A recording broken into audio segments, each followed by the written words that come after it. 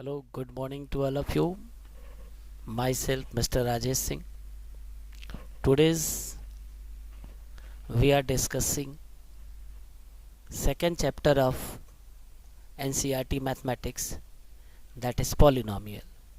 In polynomial, we have to discuss definition of polynomial, value of polynomial at a given point, zeros of the polynomial, what is the geometrical meaning of zeros of polynomial, and then relation between zeros and coefficient of quadratic polynomial, relation between zeros and coefficient of cubic polynomial, then division algorithm for polynomials, some questions of NCERT, an exemplar, then revision exercise.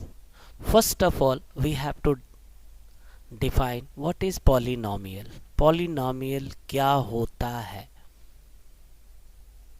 In Hindi, we called polynomial बहुपद.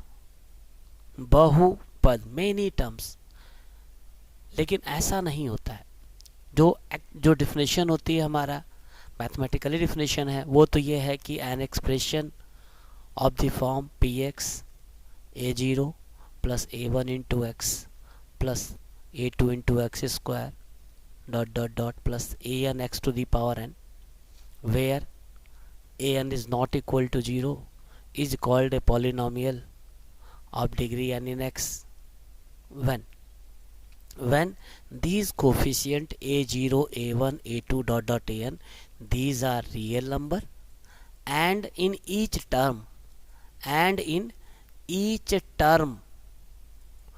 the power of a variable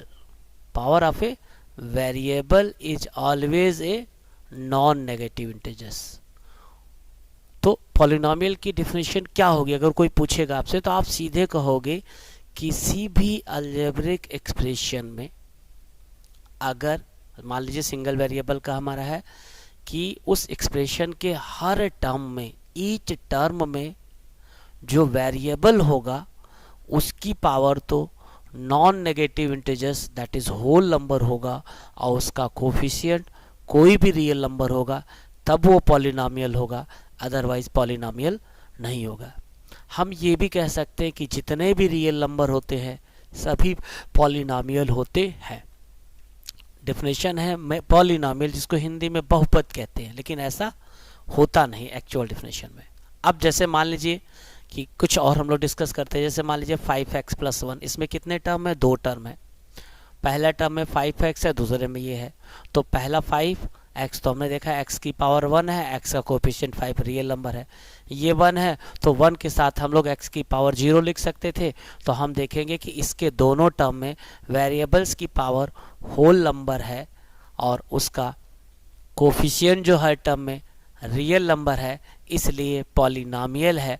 और इस polynomial में x की जो highest power आ रही है 1 है, इसकी डिग्री 1 हो गई. इसी तरह दूसरा देखिए 2x square minus x plus 1, इसके हर टर्म में वेरिएबल्स की पावर होल नंबर आ रहा है और हर टर्म में वेरिएबल का कोफिशिएंट जो है पहले में 2 आ रहा है, दूसरे में -1 आएगा, तीसरे में +1 आएगा. तो ये पॉलिनोमियल है और इसका डिग्री जो होगी 2 हो जाएगी. इसी तरह से तीसरे में देखिए हर टर्म में इसके वेरिएबल्स की पावर होल नंबर है, उसका कोफिशिएंट रियल नंबर है, इसलिए पॉलिनोमियल है, इसकी डिग्री 3 हो जाएगी. इसी तरह से यहाँ देख रहे हैं हम लोग 1 2 3 टर्म है, हर टर्म में वेरिएबल्स की पावर होल नंबर है और उसका कोफिशिएंट जो रियल नंबर है, इसलिए एक पॉलिनोमियल है और इसकी डिग्री 4 हो जाएगी. तो 2 चीज़ सीखा आपने पॉलिनोमियल. अब एक क्वेश्चन और आता है. अब बताइए जैसे हमने 0 लिख दिया, 0 पॉलिनोमियल है कि नहीं? तो आप कहोगे 0 पॉलिनोमियल होता है. हम इसको ऐसे लिख सकते हैं, 0 पॉलिनोमियल होता है लेकिन इसकी डिग्री डिफाइन नहीं होती. It is a polynomial but इस degree is not defined. Reason क्या है कि अगर यहाँ पे 0 इंटू एक्स लिख रहे हैं हम लोग तब भी 0 आएगा.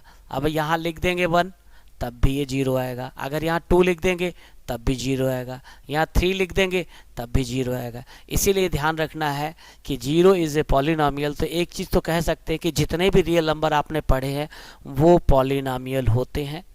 0 भी पॉलिनॉमियल है, लेकिन 0 की डिग्री डिफाइन नहीं होती है। क्लियर? कोई डाउट? आइए नेक्स्ट चलते हैं। अब नेक्स्ट जो हम लोग को डिस्कस करना है कि कांस्टेंट पॉलिनॉमियल। जैसे मैंने बताया कांस्टेंट पॉलिनॉमियल क्या है, जितने भी रियल नंबर होते हैं उन्हीं को कांस्टेंट पॉलिनॉमियल कहते हैं।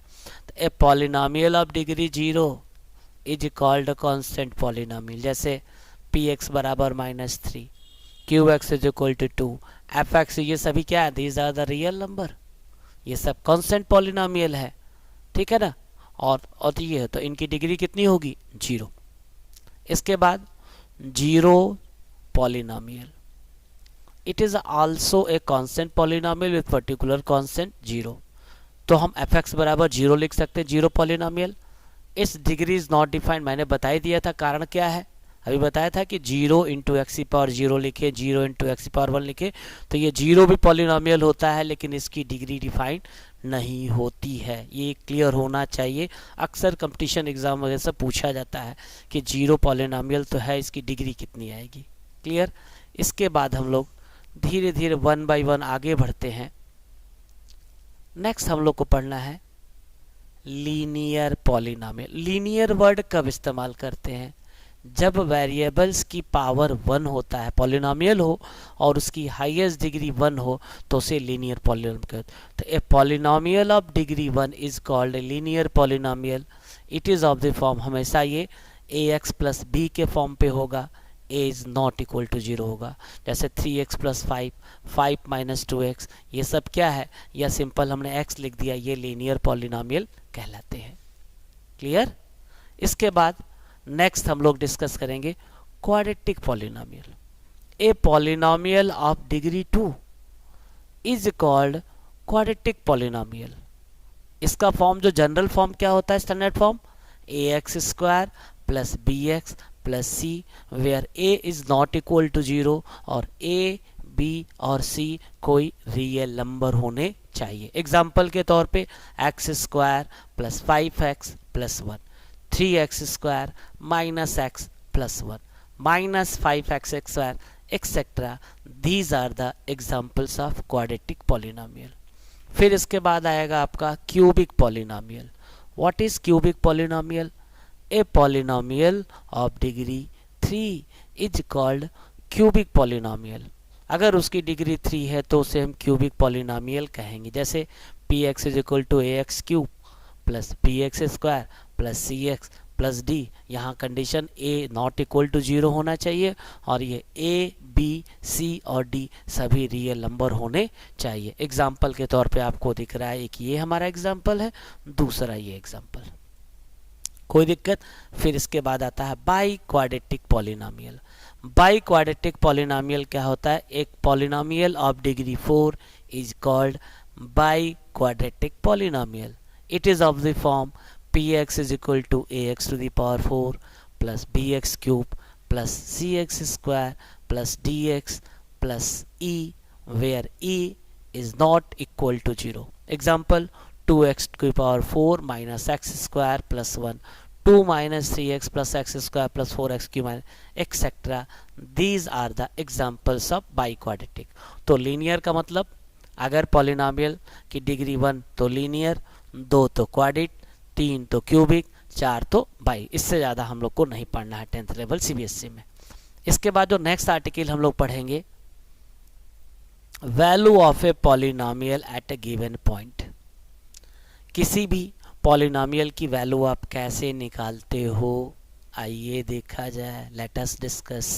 Late px be a polynomial in variable x, alpha is any real number, then the value obtained by putting x is equal to alpha in the polynomial, तो इसी को हम लोग वैल्यू ऑफ पॉलिनॉमियल कहते हैं, p alpha.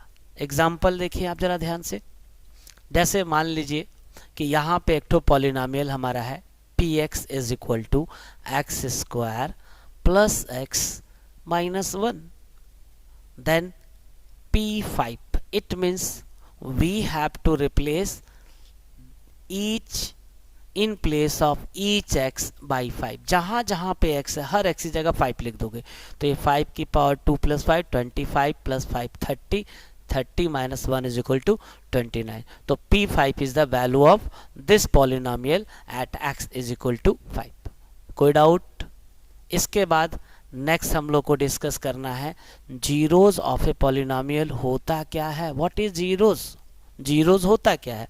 तो simply आप ये कहोगे कि a real number alpha is called a zeros of polynomial px if p alpha is equal to 0। मतलब जो पॉलिनोमियल होता है, जब आप जैसे हमने वैल्यू पुटअप किया अभी, अगर 0 आ गया होता पिछले वाले पे तो p alpha is equal to 0।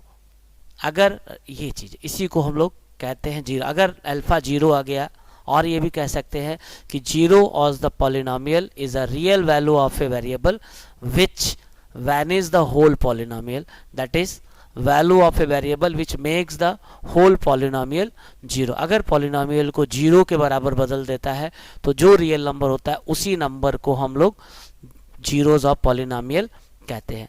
To find zeros of the polynomial we put the following equation. हम क्या करेंगे, दो तरीका पे, किसी पॉलिनोमियल का जीरोज निकालना है तो उस पॉलिनोमियल को 0 से इक्वेट कर लेंगे और फिर x की वैल्यू निकाल लेंगे। फॉर एग्जांपल आइए देखते हैं, जैसे क्वेश्चन है कि find the zeros of the polynomial.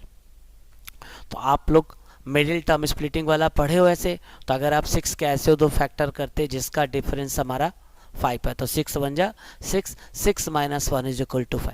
तो अगर आप इसको फैक्टराइज करते तो हमें ये फैक्टर मिल जाता, एक x माइनस 6 ब्रैकेट में, दूसरा x plus 1, this into this is equal to 0। जब दोनों 0 होगा तो या तो x माइनस 6 0 होगा, या तो जब x minus 6 is equal to 0 होगा तो एक आपको x बराबर 6 मिल जाएगा। x plus 1 is equal to 0 तो x to minus 1। So 6 and minus 1 are two value of x which make the polynomial 0. So 6 and minus 1 are zeros of the given polynomial px is equal to x square minus 5x minus 6। तो हमने क्या सीखा, किसी भी polynomial का 0 निकालना है तो उस पॉलिनोमियल को 0 से इक्वेट कर देंगे और फैक्टराइज करके जितने फैक्टर होंगे सबको 0 से इक्वेट करके निकाल लेंगे। आइए एक दूसरा एग्जाम्पल डिस्कस करते हैं हम लोग। ऐसे दूसरा एग्जाम्पल देखिए डिस्कस करते हैं हम लोग, वो क्या है आइए देखा जाए। जैसे मान लीजिए एक दूसरा एग्जाम्पल ये है कि कह रहा find the zeros of the polynomial x square minus 4x plus 4। तो आप देख रहे हो कि ये x माइनस 2 का होल स्क्वायर होता है। तो x माइनस 2 का होल स्क्वायर मतलब x minus 2 is equal to 0। तो इसको लिख सकते हैं x minus 2 into X minus 2। जब दोनों आप ब्रैकेट दोनों फैक्टर को 0 से इक्वेट करोगे तो इसके दो जीरोज मिलेंगे, 2 और 2 दोनों जीरोज इक्वल होंगे। इट मीन्स दिस केस है ना, we get the repeated 0 but we say the zeros of polynomial as a 2। ना दो नहीं कहेंगे, बस कहेंगे 2 ही है। जब एक ही चीज रिपीट आती है तो एक ही कहते हैं। क्लियर हो गया हमारा। इसके बाद नेक्स्ट एग्जाम्पल आते हैं। अब क्या हमने कंक्लूजन क्या निकाला कि जैसे मान लीजिए कोई भी है, अब आपको बताना है फाइंड द जीरोज ऑफ। तो कभी कभी ये होता है कि आप फैक्टराइज नहीं कर पाओगे, कुछ आपको क्वाड्रेटिक इक्वेशन या क्वाड्रेटिक पॉलिनोमियल ऐसे मिल जाएंगे जो बड़े आसानी से फैक्टराइज नहीं होंगे। इसको आपको अगले चैप्टर में पढ़ना होता है, लेकिन ज़रा सा हम लोग बताते हैं कि अगर कोई भी क्वाड्रेटिक, आप इसको इसी को आगे चल के आपको बताया जाएगा श्रीधर फार्मूला या बाई क्वाड्रेटिक फार्मूला जिसको कहते हैं। लेकिन यहाँ पे ज़रा सा हम डिस्कस करके बता दें कि कैसे इसको हम लोग सॉल्व कर सकते हैं। जैसे मान लीजिए कि ax square plus bx it is a standard form of A quadratic polynomial है। अगर हमें इसको सॉल्व करना है तो परफेक्ट स्क्वायर मेथड से सॉल्व करना है तो उसका तरीका क्या होता है। फर्स्ट मेथड क्या होगा कि सबसे पहले क्या करोगे आप, इसमें एक्स स्क्वायर का जो भी कोफिशिएंट होगा उसको 1 बनाओगे। 1 बनाने के लिए क्या करोगे, जो भी एक्स स्क्वायर का कोफिशिएंट 1 होगा हर स्टेप को इससे डिवाइड कर दोगे। पहला स्टेप यहाँ डिवाइड कर दिया हमने। इसके बाद सेकेंड स्टेप में क्या करेंगे कि जो भी आपका एक्स का कोफिशिएंट है, जैसे यहाँ पे एक्स का कोफिशिएंट b अपॉन a है तो उसके हाफ का adding and subtracting coefficient of x है अपॉन 2 का होल स्क्वायर, मतलब x से कोफिशिएंट के हाफ का होल स्क्वायर। तो x का कोफिशिएंट हमारा b अपॉन a है। तो जब x का कोफिशिएंट हमारा b अपॉन a है तो उसका हाफ कितना होगा, ये हो जाएगा b/2a। हम क्या करेंगे, इसका होल स्क्वायर कर देंगे और उसी को जोड़ करके उसी को ऐड करके सब्ट्रैक्ट कर देंगे।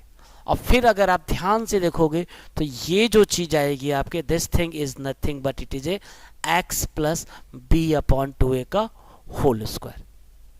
तो क्लियर, पहले स्टेप में क्या करना होता है, एक्स स्क्वायर के कोफिशिएंट को 1 बनाया जाता है। इसके बाद सेकेंड स्टेप में जो x होता है उसके कोफिशिएंट के हाफ का होल स्क्वायर ऐड करके सब्ट्रैक्ट कर दोगे। ठीक, इसके बाद जरा नेक्स्ट आगे दिखाते हैं आपको।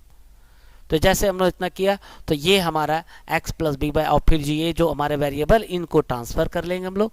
और ट्रांसफ़र करने के बाद जब आप ये ट्रांसफ़र कर लिया हमने, इसको इस तरह से ट्रांसफ़र कर लेंगे और ट्रांसफ़र करने के बाद जब इसका स्क्वायर रूट निकालेंगे तो इसकी 2 वैल्यू मिलेगी। ये आपको जब आप क्वाड्रेटिक इक्वेशन चैप्टर पढ़ोगे तो वहाँ इस पर पूरा ब्रीफ बताया जाएगा कि ये b² माइनस 4ac को क्या कहते हैं, डिस्क्रिमिनेंट है, इस किसी क्वाड्रेटिक इक्वेशन के रूट्स कैसे आते हैं, ये सब आप जब क्वाड्रेटिक इक्वेशन पढ़ोगे तो वहाँ बहुत डीप बताया जाएगा। अभी हम लोग को सिर्फ काम चला लेना है। इसके बाद जब नेक्स्ट हम लोग आगे बढ़ते हैं, अब हमें जो डिस्कस करना है geometrical meaning of zeros of the polynomial, कि इसका ज्योमेट्रिकल मीनिंग होता है। जब भी ज्योमेट्रिकल की बात आ गई तो जब तक भैया आप ग्राफ नहीं बनाओगे आपको कैसे पता चलेगा। तो आइए ज्योमेट्रिकल मीनिंग को डिस्कस करने के लिए हम लोग कुछ एग्जाम्पल लेते हैं। सबसे पहले एग्जाम्पल लेते हैं हम लोग फर्स्ट डिग्री पॉलिनोमियल। जैसे मान लो px is equal to ax please ले लिया, ये हमारा लीनियर पॉलिनोमियल था, ऐसे ax प्लस b। ठीक, तो हम क्या करें, px को y लिख ले, y बराबर ax प्लस b। तो हमको पता है कि जब भी आप इसका ग्राफ प्लाट करोगे तो हमेशा एक स्ट्रेट लाइन आएगी। लीनियर का ग्राफ हमेशा एक स्ट्रेट लाइन आता है। हमने एक छोटा सा एग्जांपल ले लिया कि y बराबर 2x माइनस 3। अब हम क्या करेंगे, इसका ग्राफ बनाएंगे। तो जब हम x की जगह 1 लिखेंगे तो y माइनस 1 आ जाएगा, x की जगह 2 लिखेंगे तो y 1 आ जाएगा। ठीक, इसके बाद क्या करेंगे, जब इन दोनों पॉइंट को प्लॉट करेंगे तो हमें कोई एक स्ट्रेट लाइन मिलेगी। तो हम देखते हैं कि ये स्ट्रेट लाइन जो है ना हमारी x एक्सिस को 3/2 पे इंटरसेक्ट करती है, 3/2 पे इंटरसेक्ट करती है। तो बस यही सीखना है कि जब जो भी आपको पॉलिनोमियल रहेगा, जब आप उसका ग्राफ बनाओगे तो ग्राफ बनाने के बाद वो x एक्सिस को जिस पॉइंट पे काटेगा उसी पॉइंट को जीरोज ऑफ द पॉलिनोमियल, तो लीनियर इक्वेशन है तो 10 पॉलिनोमियल जो इसका होगा, तो ये ध्यान दें। ठीक है, तो इसका क्या आ गया, zeros of the polynomial y बराबर 2x माइनस 3 का 3/2 आ जाएगा। उसी तरह से इसका पॉलिनोमियल निकालना था तो ax प्लस b को 0 से इक्वेट कर देंगे तो x is equal to minus b/a इसका पॉलिनोमियल हो जाएगा। ठीक, तो लीनियर का जैसे लीनियर है हमारा तो बस ग्राफ बना लेंगे। इसके बाद नेक्स्ट अगर हम लोग डिस्कस करते हैं, मान लीजिए एक हमको क्वाड्रेटिक पॉलिनोमियल है।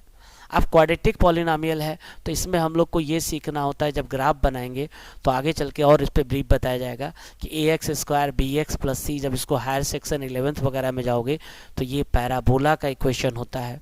इसमें 2 कंडीशन होती है कि अगर x² का कोएफिशिएंट 0 से बड़ा होता है तो इसका मुंह ऊपर की तरफ खुलता है, अगर x² का कोएफिशिएंट 0 से छोटा होता है तो मुंह नीचे की तरफ खुलता है। ये सब बहुत डिटेल आपको नहीं, बस बेसिक जानना है। जैसे हमने एक छोटा सा एग्जांपल लिया कि यहाँ पे x² माइनस 5x प्लस 6। बस ग्राफ बनाते समय एक चीज़ों को ध्यान रखना पड़ता है कि कुछ ऐसी वैल्यू भी लिख लेना कि जिससे आपको x एक्सिस पे और y एक्सिस पे कुछ पॉइंट मिल जाए। तो ये पॉलिनोमियल है, जैसे मान लो तो हम लोग इसको बनाना, तो हमने क्या किया कि इसके लिए y बराबर x² माइनस 5x प्लस 6 ले लिया। इसके बाद हम क्या करेंगे, कुछ वैल्यू हमने पुटअप कर ली, 4 3 2 1 0 5 6 माइनस, ऐसे कर लिया हमने। करने के बाद x बराबर 4 लिखा तो y 2 मिल गया, 3 लिखा तो 0 मिल गया, 2 लिखा तो ऐसे मिल गया, 1 2 ऐसे हमने बना डाला। बस एक चीज़ हमेशा केयर करिएगा कि आप y बराबर 0 भी कर लोगे तो उससे ये पता चल जाएगा कि ये कहाँ, जैसे y बराबर 0 देखा हमने, तो जब y बराबर 0 किया था हम लोगों ने तो ये भी ध्यान रखना है, y बराबर 0 था तो उससे ये पता चल जाएगा कि वो ग्राफ x एक्सिस को कहाँ पे काटता है। तो ये ज़रूरी होता है। y बराबर 0 करके हमने x की वैल्यू फैक्टराइज करके इन वैल्यू को जब ग्राफ पे प्लॉट करेंगे तो ये ग्राफ इसका ऐसे करके हर पॉइंट को प्लॉट करेंगे तो ये इसको 2 पॉइंट पे काटेगा, एक हमारा 2 का 0 पे, एक 3 पे।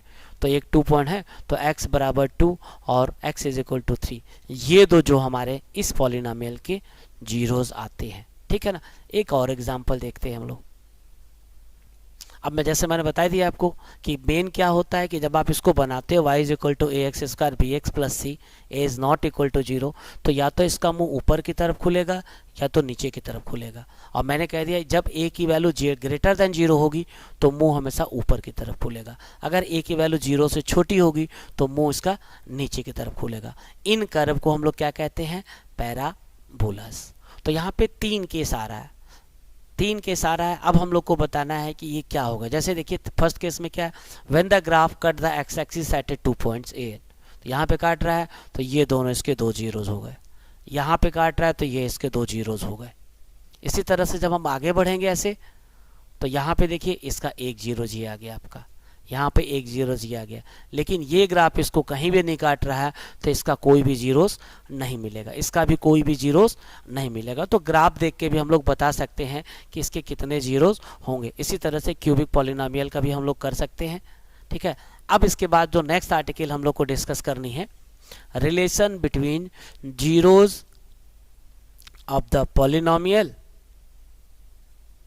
And their coefficient. तो relation between zeros and coefficient of quadratic polynomial discuss करना है। तो हमको पता है कि स्टैंडर्ड पॉलिनोमियल और क्वाड्रेटिक पॉलिनोमियल जो होता है a x square B x plus c, ये हमेशा लिखना चाहिए a is not equal to 0। ठीक। अगर तो बाय क्वाड्रेटिक हमारा है तो हम लोग मान लेते हैं कि let alpha and beta be the zeros of P x. तो जब अल्फा बीटा जीरोज होंगे तो x minus alpha and x minus beta will be factor of P x, 2 factor होंगे। जब फैक्टर हो जाएगा तो ये a x square B x plus c is equal to k x minus alpha और x minus beta, k की value 0 के बराबर है क्योंकि इसी के दो फैक्टर हमारे हैं, ये अल्फा बीटा है, तो ये इसके बराबर हो जाएगा। जब हम इसको सॉल्व करेंगे मल्टीप्लाई करके तो ये के एक्स स्क्वायर माइनस के अल्फा प्लस बीटा, तो देखिए जैसे हम लोगों ने जब इसको इक्वेट कर लिया तो के एक्स स्क्वायर माइनस के alpha plus beta x plus के अल्फा बीटा। अब एक चीज ध्यान से देखो कि जब ये देखो लेफ्ट हैंड साइड भी क्वाड्रेटिक पॉलिनोमियल है और राइट हैंड साइड भी क्वाड्रेटिक पॉलिनोमियल है, तो जब हम क्या करेंगे on comparing the coefficient of like power का मतलब एक्स स्क्वायर का, यहाँ पे एक्स स्क्वायर का कोफिशिएंट के है तो यहाँ पे एक्स स्क्वायर का ऐसे आ जाएगा। ठीक है। इसके बाद क्या करेंगे आप, अगर आप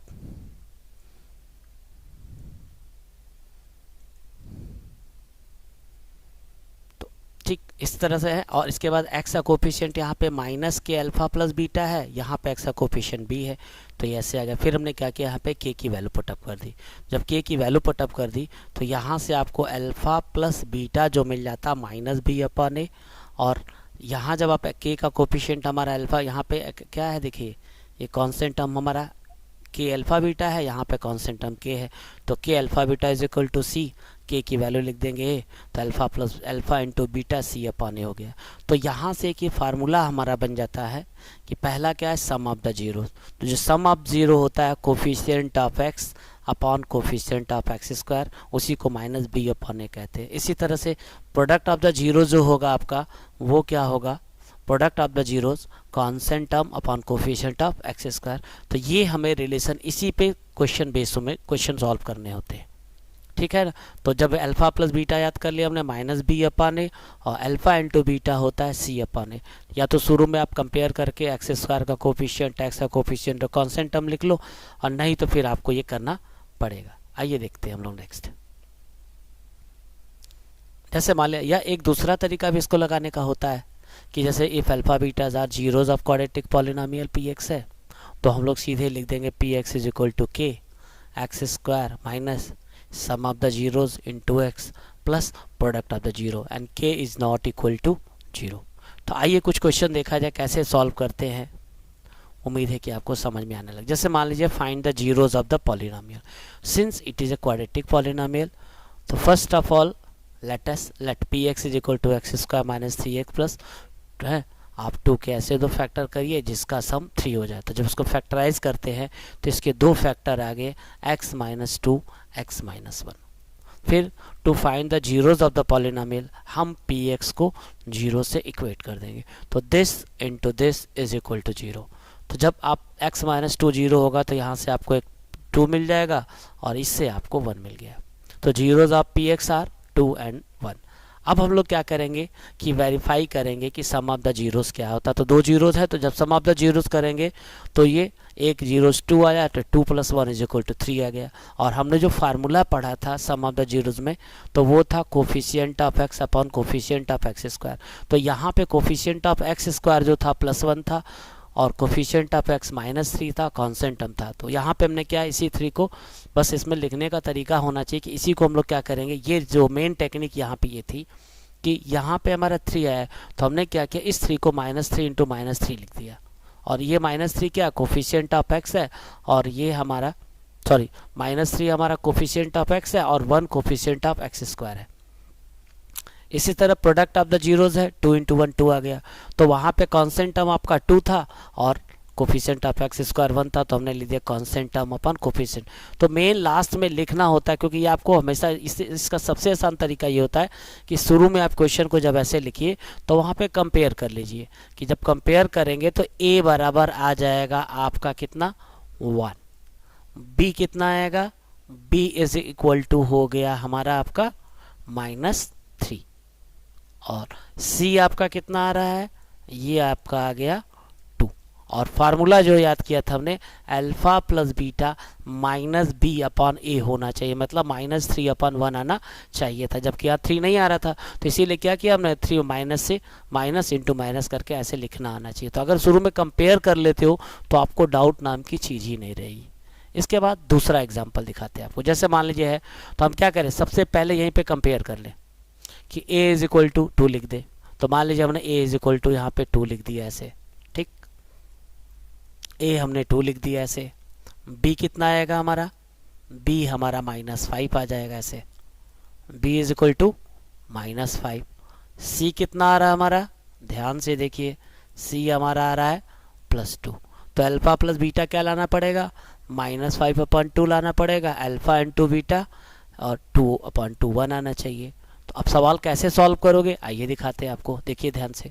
तो पहले हमने क्या किया, इसको जीरोस को निकालने के लिए px को 0 से इक्वेट कर दिया, फैक्टराइज किया तो x बराबर 2 और x इज इक्वल टू 1/2, दो जीरोस आ गए हमारे। अब सम ऑफ द जीरोस निकालना था, दोनों जीरोस का ऐड कर दिया हमने तो 5/2, जबकि हमको alpha plus beta minus b upon है 5/2 आना चाहिए, तो यहाँ पर 5 है। तो यहाँ मेन चीज़ ये था कि हमने क्या किया, माइनस से मल्टी, यहाँ पे दोनों माइनस माइनस कर दिया हमने। तो ये coefficient of x upon coefficient of x square आ गया। इसी तरह product of the zero 2 into 2 1/2 है तो 1 आ रहा है, लेकिन आपको c अपॉन a लिखना था, c भी 2 a भी 2 है तो यहाँ पे 2/2 कर दिया। तो ये लिखने का एक तरीका खाली सीखना होता है आपको, बस इसी तरह से आप किसी भी क्वाड्रेटिक पॉलिनोमियल का लिख सकते हो। बस ये ध्यान रखना कि alpha plus beta -b upon a होता है, alpha into beta c upon, तो उसी फॉर्म पे लिखना चाहिए। इसके बाद देखिए नेक्स्ट अगला एग्जाम्पल, जैसे मान लीजिए ये है find the zeros of the polynomial. तो आप ये देखो क्वाड्रेटिक पॉलिनोमियल a इसका 6 होगा, b इसका -7 होगा और c हमारा -3 होगा। अब जब क्वाड्रेटिक पहले इसको स्टैंडर्ड फॉर्म पे लिख लेते हो, जब आप इसको फैक्टराइज करोगे तो इसके 2 फैक्टर आ गए, एक मिलेगा x बराबर 3/2 जीरोस मिलेगा, एक हमें -1/3। क्लास 9 में फैक्टराइजेशन करना आपने सीखा, तो इसके 2 जीरोस मिल गए हम लोग को। जब इसके 2 जीरोस मिल गए हमें तो हम क्या करेंगे आइए देखा जाए। अब हमें क्या करना है, सम ऑफ द जीरो। तो सम ऑफ द जीरो में alpha plus beta -b upon a आना चाहिए और alpha into beta c upon. तो अल्फा ये था, बीटा दोनों जोड़ दिए हमने ऐसे। तो जब इसको सॉल्व कर रहे हैं तो जबकि हमें क्या माइनस इस तरह आना चाहिए था, तो यही माइनस से मल्टीप्लाई कर दिया हमने, माइनस इंटू माइनस लिख दें कोफिशिएंट, इसी तरह से प्रोडक्ट। तो उम्मीद है कि आप इस तरह से क्वेश्चन को सॉल्व कर लोगे। जैसे मान लो ये एग्जाम्पल भी इसी तरह आपको सॉल्व करना है, ये एग्जाम ठीक है, इसको फैक्टराइज कर लेंगे आप ऐसे, फिर अल्फा प्लस बीटा करके चेक कर लेंगे। इसके बाद एक एग्जाम्पल ये देखते हैं।